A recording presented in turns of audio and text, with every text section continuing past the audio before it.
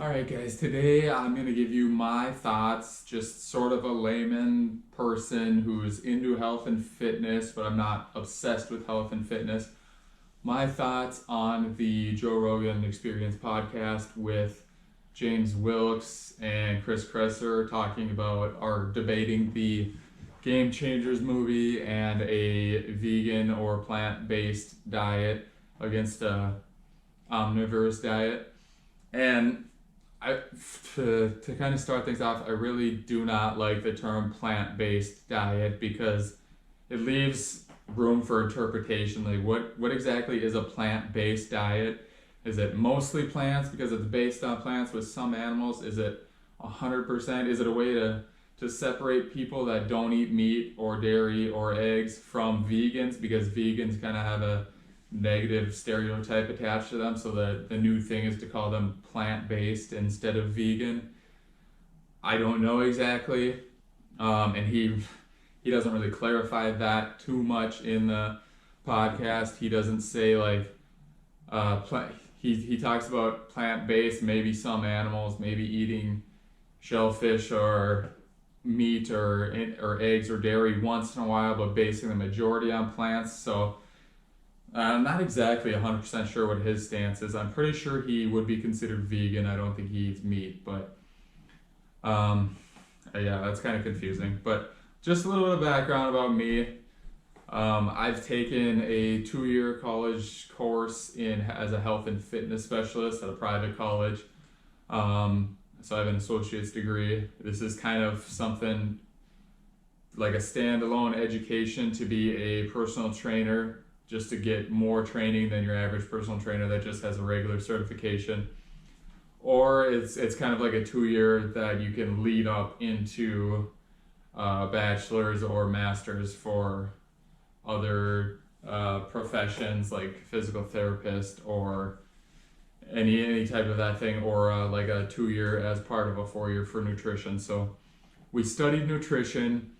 I got very into nutrition. I've always kind of been a healthy eater, and when I was younger, it went in phases. Like I wanted to eat healthy, and then junk food is all around, and you kind of lose it for a little bit.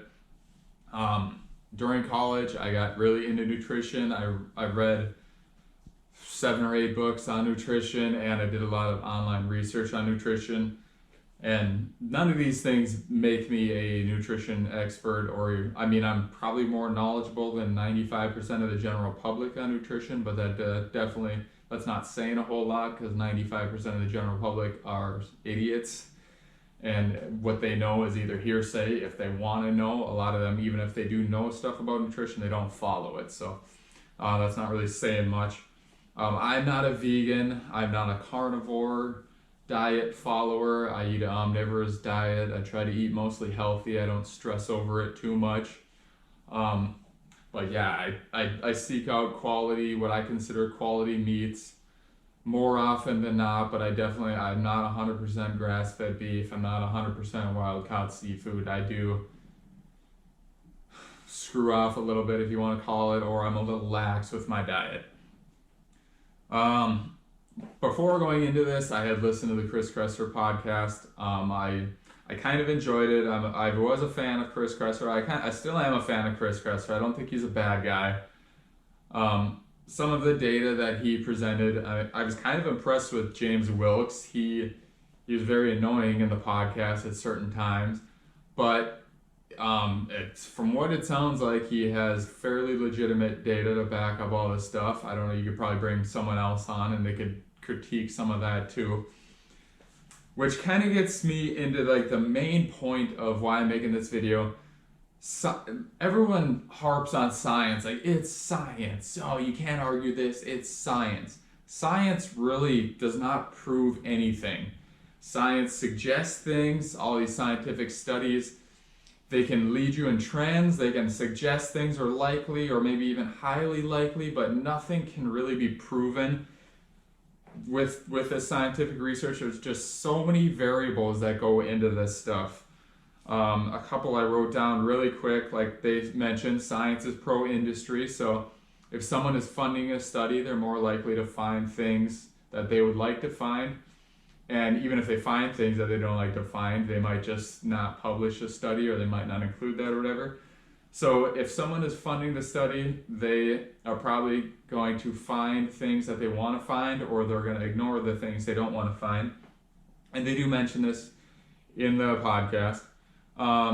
Genes and microbiome. People are so different. It's hard to say that, like, we looked at this giant group of data and the science indicated this is more than likely true. That doesn't necessarily mean it's true for everyone. Even if they can prove it's true, which they can't, they can highly suggest it, but that might not mean it's right for you, depending on your genes, where you come from, depending on your specific microbiome. I do think most people are more similar than different. I mean, if you look at issues like allergies and gluten sensitivity or celiac disease or whatever, or peanut allergies maybe even, like, this isn't something that a large portion of people are dealing with. This is something that's pretty fringe, and like a small, probably single-digit percentage of people are dealing with any of these problems. So there is a lot of variability, but overall I think everyone's pretty similar.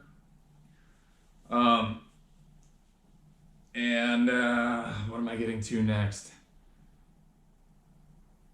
I think in general, people are going to do well on most diets as long as you put in like healthy, nutritious foods that are minimally processed.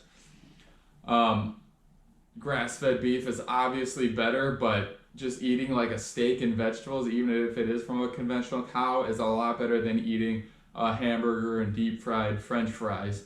So the context is kind of the key, and I'll probably get into that more in a few minutes. I'm going to try to keep this review fairly short. One of the things that kind of was brought up in Chris Kresser's alone is that in the research, people are saying this, or in other books from other people, no culture has ever been vegan like up until this point. And is that true? I don't know for sure. It's very hard to tell, obviously. There's no way we can possibly know what every culture who ever existed on Earth ate. It's impossible to do that. But I think it is probably highly likely that if there probably was never one, or even if there was, it is the vast minority. Like most human beings up until this point in time, or let's say 100 years ago, most human beings up till 100 years ago were eating an omnivorous diet. And this is just like logistics kind of where they were. Like, when you don't have a vehicle to drive, you don't have shipping bringing things from different regions to you, you have kind of limited availability of what's there. So like nowadays we can say, okay, like vegans, you can live off of this stuff because there's so many different options we have in the grocery store. We got things from all different parts of the world shipped to us, so we can eat an extremely varied diet. Whereas just take like an easy example of the Inuit, who traditionally ate mostly seafood like seal blubber, whale meat, and I think they did eat some sea vegetables, and then in like short windows of the year they would eat berries or any kind of available plant foods because in the Arctic there's not very many plant foods. The growing season is so low. I think they did eat like some kind of moss or lichens or something too, but there's just so little food available that they're mostly eating meat. But that just shows, like, that's an extreme example, but in one place they have so limited food options that there's no way they could get everything they need on a plant-based diet. Now, if you're living in, let's say, California, where you have a Whole Foods right next to you, bringing in foods from all over the world, you have so many different choices, you probably could get by with a plant-based diet and a couple supplements, or maybe even just a B12 if you're getting out in the sun or whatever. I don't know, but it takes a lot of planning and a lot of variety to do this, and it definitely could be done. I mean, like Rich Roll is a vegan. This dude is a great endurance athlete. I think he set records. I don't know exactly. I don't follow him very close, but I know he's a very good endurance athlete. And he, I guess, eats all vegan. I don't know what he supplements or whatever, but it is possible with a large variety of food. And to say that, oh, no culture has ever been vegan before, therefore vegan is not the way to go for high performance, that's not necessarily true. Just because they didn't have it available doesn't mean that would be the best for high performance. But I don't necessarily think vegan is the best for high performance either. I mean, maybe it is. And that kind of gets me into another point. Is the slight increase in performance from, if there is one, from going like a healthy omnivorous diet where you're eating a lot of vegetables, you're eating fruits, nuts, maybe some grains, especially healthier grains like the heritage rice or whatever you call it. I don't know, like I can't really think of the word for it right now. I got so much stuff I'm trying to think of, but like heirloom rice or buckwheat or any of these grains that are like less hybridized than wheat or less processed, or even brown rice or wild rice I know is a good one, minimally processed. These things in context of a diet that has meat in it, I think this is going to be better than a strict vegan diet. And I don't know for sure, but even if it isn't, I myself, being just a health and fitness enthusiast, I'm not going to completely stop eating meat if it gives me a little bit more of a performance increase, because I love the taste of meat. I love a steak. I love scallops dipped in butter. I love jumbo shrimp. Even chicken breast is kind of plain, but like chicken thighs grilled with barbecue sauce, like these things are so delicious. There's no plant foods that, damn cat just jumped on my box here. There's no plant foods that taste this good for me. I mean, there's so many delicious plants out there, but none of them are like meat. It's just a different thing. Food is definitely about nutrition. I'm gonna have to move her. Get down. God damn it, Nico. Get down. Alright. Cat's bumping my stuff. For me, for a person who's just into health and fitness, like it's a big part of my life. I really enjoy it, but it's not everything. I really enjoy other things. One of them being eating food. Eating delicious food is sitting down for a meal and enjoying it with friends. And eating a 100% vegan diet, my food enjoyment would go down quite a bit. I'm not saying I don't like vegetables. I love vegetables. I don't like eating just meat. I like eating a meat and vegetables, or meat and rice, or any kind of meat and fruit. I don't know, any kind of diet like that, or any kind of meal like that. I'm not going to give up eating meat if the performance increases are not that big. And I really don't think they are. Most people, if there is any even... Get down, Nico! God damn it. Most athletes out there eat an omnivorous diet. And there's so much more to athleticism than diet. It's technique, it's your genetics, it's how much sleep you're getting. But genetics is probably one of the biggest parts. I mean, look at Michael Phelps, eats candy and tons of sugar and everything. He was the best swimmer in the world. Like, up to a certain point, diet, I'm not going to say it doesn't matter, but certain people just are so much more naturally gifted with genetics, with limb lengths, with muscle fiber types, or with neurons that fire faster, or whatever all these things are. Diet doesn't have a whole ton to do with that.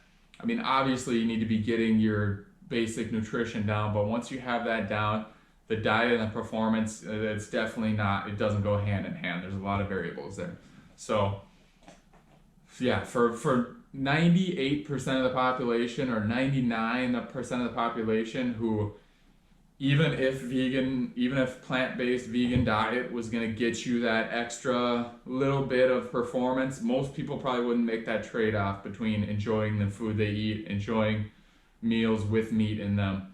And the 1% who would probably be like your people who are so obsessed with fitness that they want to squeeze every last pound off the bar. They want to squeeze every second off their 1 mile or 5K or marathon time or whatever it is.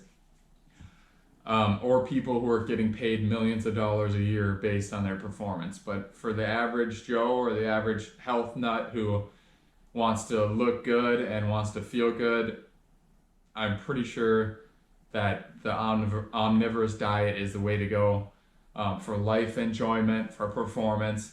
And even James Wilkes talks about this, like, for most people who aren't paying that much attention to their diet, he says you need to have a well-planned diet. Most people, they're trying to plan out their diet, but they're slugging off here and there. Even if people are vegan, they're taking supplements. They might forget to take their supplements on certain days or whatever. So for most people, I think the omnivorous diet is the easiest to follow. It provides the most food enjoyment, and it's like the one you can screw up the least. If you're doing a vegan diet, there has to be a lot of planning and some supplementation. On the other spectrum, if you're doing the carnivore diet, I don't know if there has to be a lot of planning or not. I know very little about the carnivore diet. You just eat a ton of meat, but that does not seem sustainable for most people either. Like I said, I love eating meat, but vegetables and meat definitely go hand in hand food-wise, and just think about, I'm gonna go make some fajitas, and you got the peppers and onions and seasoning in there, everything tastes so good. What would it be like if you had meat tossed in a little bit of salt? Like, it's good, but I definitely get sick of that eventually. Where fajitas, I could eat probably 10 days in a row before I got sick of it. Meat tossed in a little bit of salt, probably 2 or 3 days before I'm like, all right, I need some variety. So, long ramble, but just again, omnivorous is probably the way to go for 99% of the people. You don't have much you can screw up there as long as you're generally eating healthy. And that was kind of the consensus of what both of them were trying to say. Quality matters. It's not the exact amount of protein or the carbs or the fat or if it's coming from plant sources or animal sources, just minimally processed whole foods. If you eat mostly that, depending on where it comes from, that's gonna get you 95% of the way there, I think. So, we're just gonna cut that off. That's what I have to say about that. Quality is number one, minimally processed. It doesn't necessarily matter that it comes from plants or animals, and you should be eating both. You probably should be eating more plants than animals, volume wise, and calorie wise, maybe, I don't know, but that's another thing where he was arguing, oh, Chris eats 2/3 of the plate vegetables, but the meat provides more calories, so that's not plant-based or whatever. You have to go on the total calories. I don't know. I think volume and calories both kind of, like, should you be getting the majority of your vegetables volume-wise, but calorie-wise, it doesn't really matter if it's closer to 50-50, or does calories matter but volume doesn't matter? I have no idea. This thing was so tedious and it was so long-winded, and I really think they're just arguing over that 1 to 5% of what really matters, and they're missing the forest for the trees on these small issues. Okay, what else do I gotta cover? Okay. The one last thing I wish they covered in the podcast, which Chris talked about, is like the regenerative agriculture, like the Alan Savory Institute, Polyface Farms, where they talk about ruminants grazing on the land being a way to save the land. And that's kind of the one thing they didn't touch on. If anyone doesn't really know about this, the idea is that basically the natural order of life is we have a lot of ruminants on the land, grazing on land that, like wild pastures, grasslands, anything like that. These, like, if you think about the American plains and the buffalo, it's a perfect example. Buffalo are out there eating the grass, shitting in the grass, and they're stomping things in. They are being managed by predators. So in this case, it was wolves. Wolves would, back when there was wolves here, wolves would chase them around a little bit, and so they wouldn't be able to sit in one spot and just eat like cows can now. They have to be rotated, because if they sit in one spot and eat, they overgraze the grass, and it's not good for the ecosystem there, because they're sitting in one spot, they're overgrazing the grass, they're not moving around, they're not allowing the natural cycle to occur. And on polyphase farms, they try to replicate this, where they'll let the cows eat in one spot one day, and then they'll move them to another spot, and then they'll move the chickens in where the cows were. So now the cow shit attracts like certain insects to the area, and now that the grass is lower where they just ate, the chickens can pick out those insects easier, and then they move the chickens to where the cows are the next day, and they kind of cycle these things similar to how it is cycled in the natural ecosystems. And in this case, they're kind of replacing wolves, because wolves will be the predators that make them not graze in one certain area and make them move around. In this place, it's humans that are kind of cutting off certain areas and switching them, making them go to certain areas. But it's trying to replicate the way that life has existed on this planet forever with land animals. Well, since mammals evolved or whatever. Grazing animals, eating grass, moving around, fertilizing the land, stomping things in, and this, Chris said, was proven to lower carbon.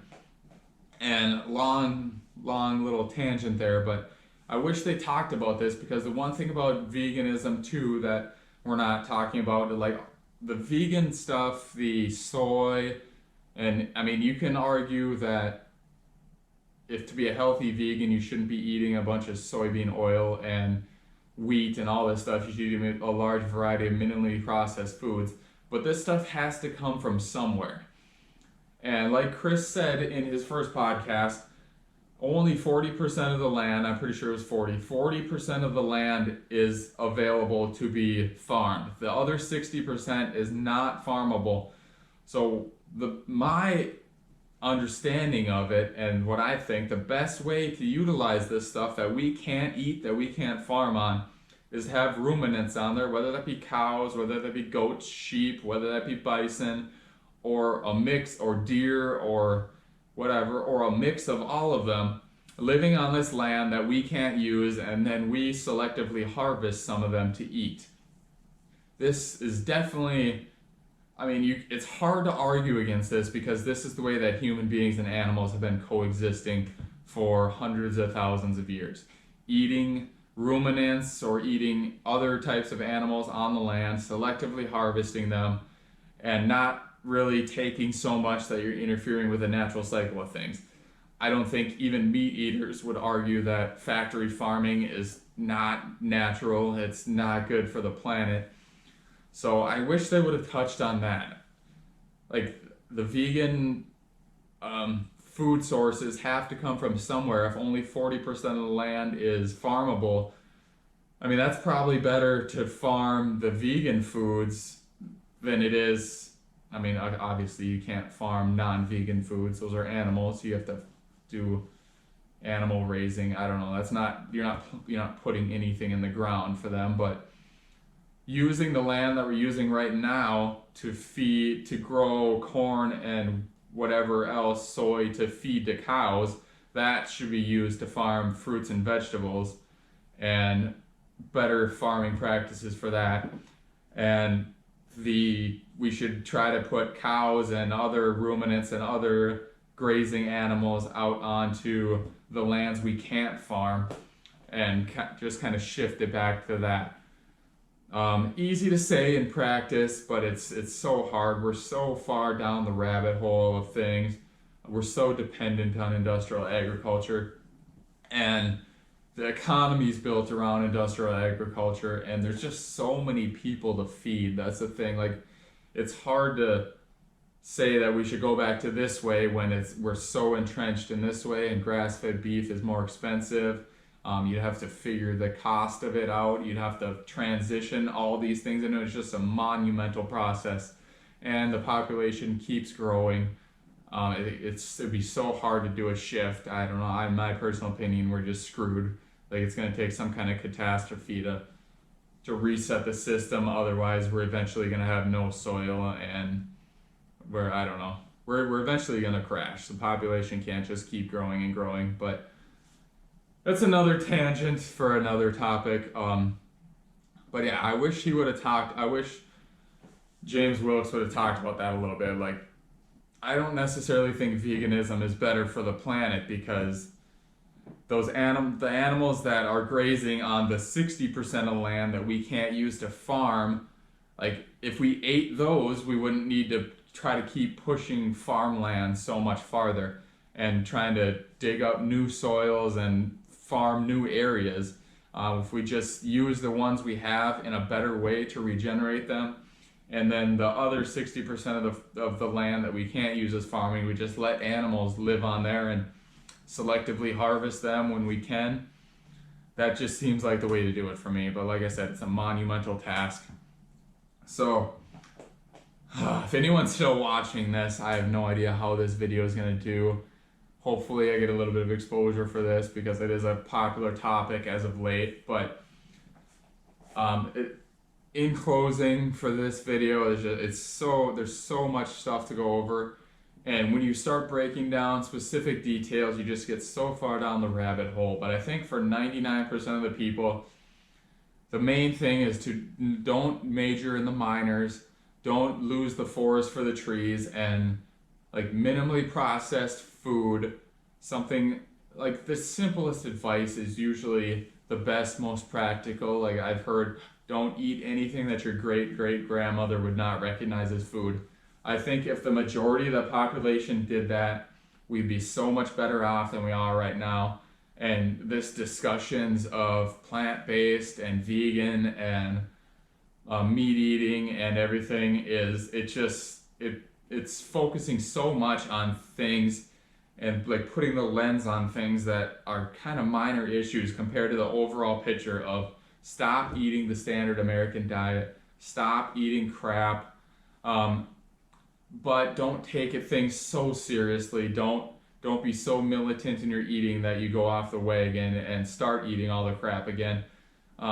Enjoy food. It's not just fuel. It's not just the building blocks of your cells. It's enjoyment. We've been sitting down eating around a fire for hundreds of thousands of years with family, enjoying meals, talking. These are the most important things you can do for your health. It's not trying to figure out exactly how much heme iron you're getting, or if you're getting 100% plant-based diet, if you're getting a little meats, if you're supplementing your B12. All those things are important for certain people, or I don't know, maybe not all of them are important. Eating a 100% plant-based diet I don't think is important, but just focus on what you can control. Eat minimally processed foods, and don't major in the minors. Don't stress over all this stuff. Don't worry about it. People have been eating plant and animal omnivorous diets for the history of humankind, and we're still here, so obviously that works. I mean, it's hard to say that vegan diets work for everyone. It's hard to say that carnivore diets work for everyone, but omnivore diets do work for everyone. It's hard to argue that. If it isn't quite 100% the best way to go, it's been proven, and you're more than likely not going to screw it up. So that's it. Eat an omnivorous diet with healthy foods. Don't eat a bunch of crap. Don't eat a bunch of processed food. Don't eat a bunch of sugar. Don't drink a bunch of soft drinks. Don't drink a bunch of alcohol. Stop smoking, and get some exercise. Just move, or even not exercise, just move. Become more active and have a good family life. Make time for loved ones. Make time for friendships. Make time to just relax and enjoy each other's company, and not like this Silicon Valley idea of like you gotta outwork everyone and like progress is number one. Just work hard at your job. When you come home, forget about the job. Enjoy the ones you're with. Eat a good diet. Get some activity. You're gonna be fine. Stop majoring in all the minors here. And on the extreme off chance that Joe Rogan watches this video, I want to be on the podcast. I don't care what we talk about. We can talk about health and fitness. We can talk about workouts. We can talk about MMA. We can talk about fishing. We can talk about hunting. Anything. I want to be on your podcast. That's it, guys. Thanks for watching so much. If you made it this far, I appreciate any comments and any likes that you guys leave. Subscribe for more health and fitness stuff. I usually am posting like basement workouts and fishing videos, GoPro strapped to my chest, fishing, fishing equipment reviews, gym equipment reviews, all that stuff. So if that's your kind of thing, please give me a subscription, and I will see you guys later. Again, thank you so much for watching. I know this was so long, but hopefully you came away with some good takeaways, and I made a little bit of sense of all this craziness and all of this focusing on such minor things and all these back and forth arguments, and gave you some practical advice that can help you live a better life. Thanks for watching.